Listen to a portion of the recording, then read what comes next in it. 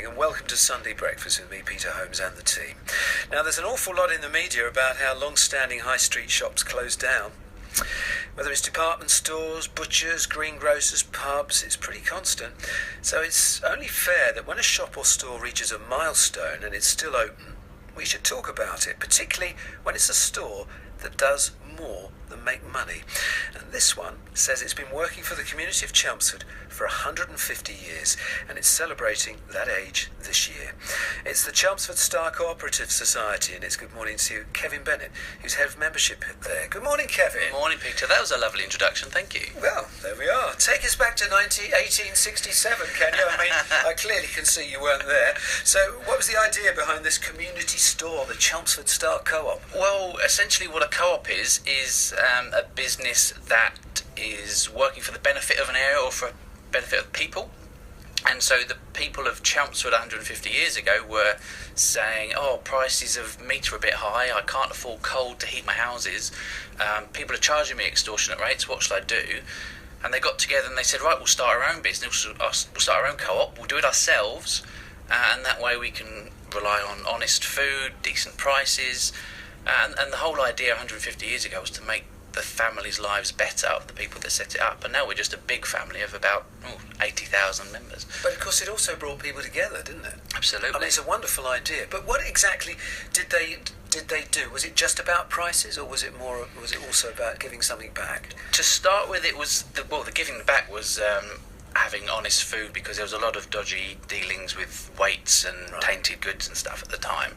And then over the years it developed with putting money back into the community, putting money overseas, and more recently we've even set up an entirely separate co-op in a small country in Africa and pulled a country there out of the developing world. So it's happened for 150 years. We've been doing all sorts of stuff.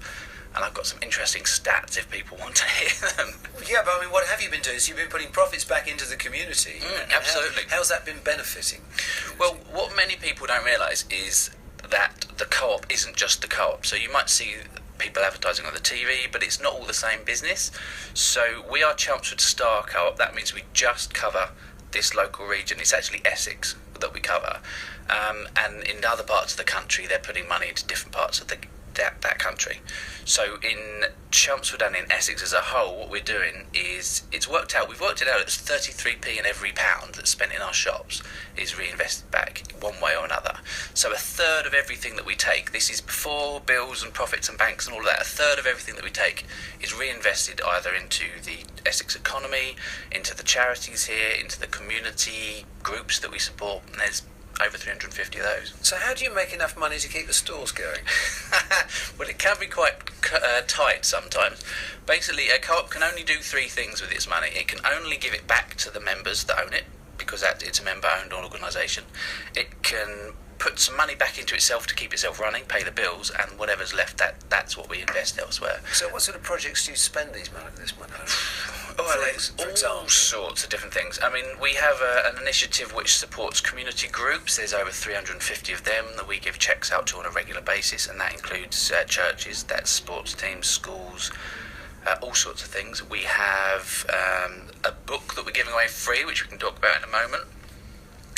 Money goes back in terms of the charity of the year that we have. We've done something like £330,000 we've awarded in the last few years.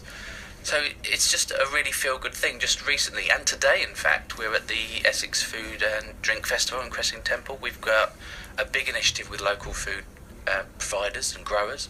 So we've got them there promoting the local brands that they've built and grown in Essex, which we stock in our shops. And are people still asking to be members? Oh yeah. We sign up, I think it works out at about 1,000 new members a month, something like that. So do they have a say in how the store is run? Absolutely. Not a lot of people realise, but that's the whole point. So if you're a member of the co-op, you are in fact the part owner of a multi-million-pound business, so stick that on your CV. And the reason, the way they can get their points across is we have members meetings. We meet a couple of times a week. We have coffee mornings. We have AGMs that they come along to, interim meetings. So, and we have all sorts of hotlines and feedback forms. And basically, members tell us how to run our business. That's how it is. That's what a co-op is. So if there's something that you want us to do that we're not necessarily doing, then you tell us, and then we can start investigating doing it. Because you've also branched out into the funeral business, haven't you? Well, you say branched out. I think we've been doing that 81 years now. Oh, well. Just one or two. Just a few years ago. So, didn't you used to also give stamps out? Divvy stamps. I think a lot of your listeners will remember the divvy stamps. So, being a part owner of the business, you earn a share of the profits. So at the moment we give that out as a lump sum on the membership card. Prior to that, you collected your stamps, and what that was depending on how much money you spend with the co-op, they would give you a stamp back to say you've used our business this amount of time, and that will work out as a certain amount of cash. It's kind of early days loyalty cards. Yeah, really. So I was just going to say that's just like that. Are there any other high street shops that do this? Not like that. I think a co-op is a fairly unique way of doing things, business model-wise. You might get certain businesses and certain stores that do work in the community. My personal feeling is that some of that is a little bit of box ticking. That isn't their reason for being.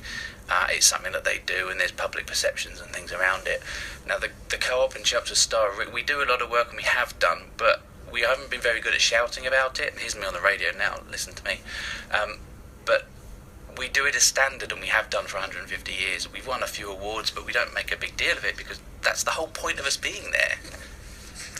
So, thinking back, it was just food that you sold, and then it went on to household items as well, didn't it? Well, yeah, it wasn't just food at the very beginning. We had, and many of your listeners will know the Quadrant department store in the centre of Chelmsford. That used to be the Chelmsford Star Co-operative department store. That was actually our third shop. But right at the beginning, we did food. There was some clothing, snuff, and coal. There was a bit of a range, really. Yes, we made our own bread as well. Now, you've got an exhibition coming up, haven't you? 150 years of being in Chelmsford. Absolutely. It's open now. It's in Chelmsford Museum, or as I still call it, Oakland's Museum, in the park. It's there until about the 28th of August, I think. And it's got some of the stuff that we do now, but it has a timeline of our history as well. Are you under pressure from internet shopping? Oh my, yes. More for the department store angle, I have to say. The thing with our food shops is we are a convenience store. People don't tend to come to us to do the big shop. They go to the bigger shops for that.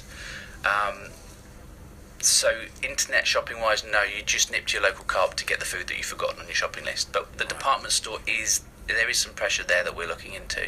And you've got this book which you're giving out for free because you say nobody will want to buy it because they were your words, not mine. Absolutely. Well, you say I've got a book about the Co-op and it doesn't sound the most appealing, does it?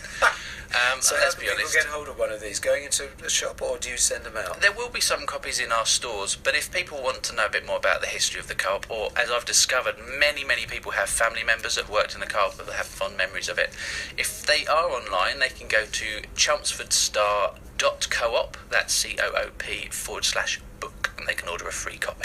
It's been lovely to meet you. Oh, you too, really thank you. Has. Thank you for coming in today. You're welcome.